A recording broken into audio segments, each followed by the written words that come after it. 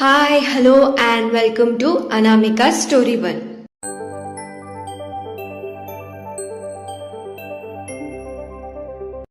ఇవాళ మనం వినబోయే కథ మీరా చాప్టర్ 109. ఆలస్యం చేయకుండా కథలోకి వెళ్ళిపోదాం. లత పెళ్లి చూపులకి అని వెళ్ళిన మంజుకి ఒక ఆవిడ తన దగ్గరికి వచ్చి ఇంట్లో జరిగిన విషయాల గురించి అడిగి అదేదో చులకన అన్నట్టుగా తనని చూస్తూ అంది. దానికి మన మంజు చాలా గొప్పగా సమాధానం కూడా చెప్పింది. దానికి ఆవిడ గడుసు పిల్ల అని అంది ఇంకో ఆవిడ. మరి వాళ్ళు ఏదో చేశారు అని మీరు ఏదో అన్నారు అని నేను ఏడుస్తూ కూర్చుంటానా ఏంటి అని అంది మంచు నడుం మీద చేతులు పెట్టుకొని. ఇదంతా సిటీ నీళ్లు వల్లే అనుకుంటా అని అంది ఆ రెండో ఆవిడ. అవునత్త, నాకు సిటీ నేర్పించింది ఇదే. ఎవరు ఏమన్నా పట్టించుకోకుండా మన పద్ధతిలో మనముంటే ఎవరు ఏమీ చెయ్యలేరు అని. అలా అని ఒకడు వచ్చి మన ముందు పిచ్చి వేసలు వేస్తే పిచ్చివాగుడు వాగితే వాడి చెంప పగలగొట్టమని అని తలెత్తి మరి సమాధానం చెప్పింది మంజు. రఘుకి తన చెల్లి మీద కొంచెం గర్వంగా అనిపించింది. తన చెల్లికి వేరే వాళ్ళ మాటలకు పడకుండా వాళ్ళని నొప్పించకుండా సమాధానం ఇవ్వడం ఎలానో కూడా తెలుసు అని అర్థమైంది.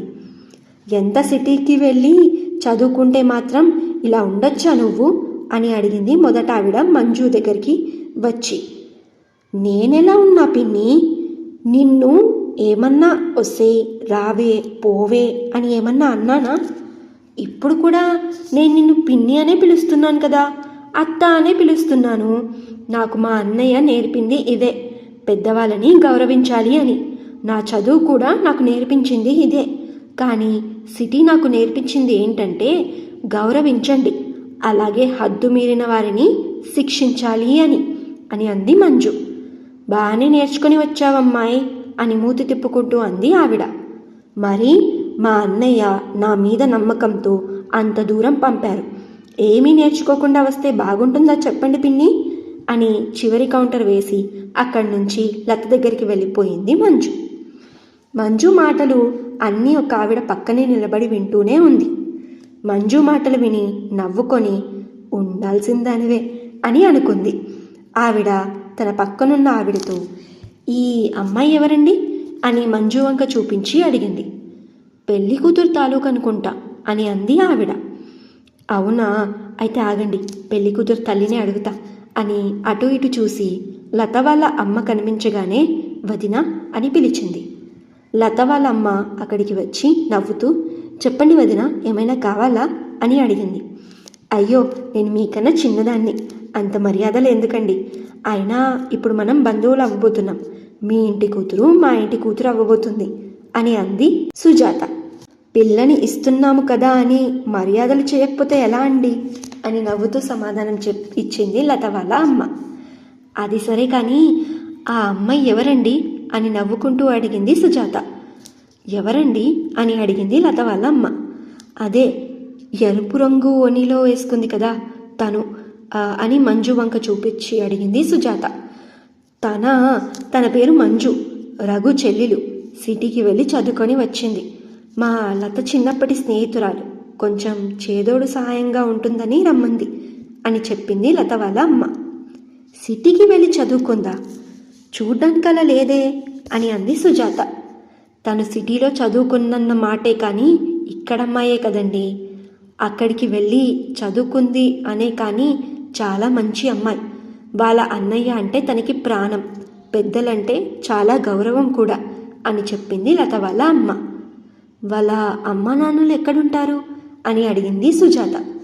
తనకి అన్నయ్య తప్ప ఇంకెవరూ లేరు అని సమాధానం చెప్పింది లత వాళ్ళ అమ్మ. అయ్యో అవునా, మరి వాళ్ళ అన్నయ్య ఏం చేస్తుంటాడు అని మళ్ళీ అడిగింది సుజాత. తన పేరు రఘు, రాజారావు గారి ఇంట్లో పనిచేస్తూ ఆయనకి వాళ్ళ అబ్బాయికి చేదోడు వాడోడుగా ఉంటాడు అని రఘు గురించి చెప్పింది ఆవిడ. అలాగా అని ఏదో ఆలోచిస్తూ అంది సుజాత. తన గురించి ఇంతలా ఎందుకు అడుగుతున్నారండి అని ప్రశ్నించింది లత వాళ్ళ అమ్మ. ఏం లేదండి, పిల్ల చూడ్డానికి హుషారుగా ఉంది, పైగా సిటీకి వెళ్ళి చదువుకొని వచ్చింది అంటున్నారు. పెళ్లి చేసే ఉద్దేశం ఏమైనా ఉందేమో అని, తెలిసిన వాళ్ళు ఎవరైనా ఉంటే చెప్పటానికి అని అంది సుజాత. ఓ అవునా, సరే, నేను ఒక పని చేస్తాను. వాళ్ళు పనిచేసే ఇంట్లో వాళ్ళతో మాట్లాడి చెప్తాను అని అంది లత వాళ్ళ అమ్మ. అదేంటి, ఆ అమ్మాయికి పెళ్ళంటే వాళ్ళ అన్నయ్యతో కదా మాట్లాడాల్సింది, మరి మీరు వాళ్ళు పని చేసే వాళ్ళ ఇంట్లో మాట్లాడతానంటారేంటి అని అర్థం కాక అడిగింది సుజాత. వాళ్ళిద్దరికీ ఆ ఇల్లు, ఆ ఇంట్లో వాళ్ళే అంతా అండి. రాజారావు గారిని, సీతాలక్ష్మి అమ్మగారిని అమ్మా నాన్నల్లాగా భావిస్తారు. వాళ్ళిద్దరూ కూడా రఘుని, వాళ్ళ చెల్లిని ఆప్యాయంగా ఆదుకున్నారు.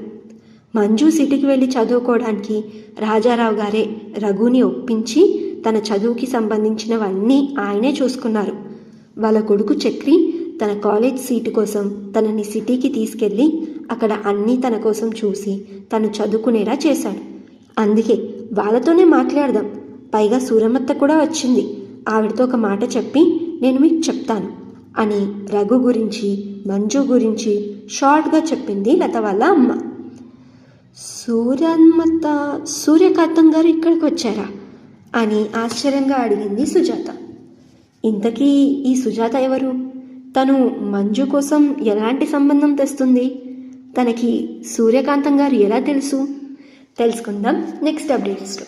వింటూనే ఉండండి ఈ స్టోరీ మీరా, మీ అనామిక స్టోరీ వరల్డ్ ఛానల్లో మీ హోస్ట్ అనామికతో. ఈ స్టోరీ మీకు నచ్చితే ఈ వీడియోకి ఒక లైక్, అలాగే ఈ వీడియోని మీ ఫ్రెండ్స్ అండ్ ఫ్యామిలీకి షేర్ చేయండి. అలాగే మరిన్ని అప్డేట్స్ కోసం ఛానల్ని సబ్స్క్రైబ్ చేసుకొని నోటిఫికేషన్గా బెల్ ఐకాన్ క్లిక్ చేసేయండి. ఈ స్టోరీ మీరు పూర్తిగా చదవాలి అనుకుంటే డిస్క్రిప్షన్లో లింక్ ఉంది, దాని మీద ప్రెస్ చేసి ఈ స్టోరీని పూర్తిగా చదివేయండి. Thank you so much for listening. Thank you so much for your love and support. Have a great day and bye.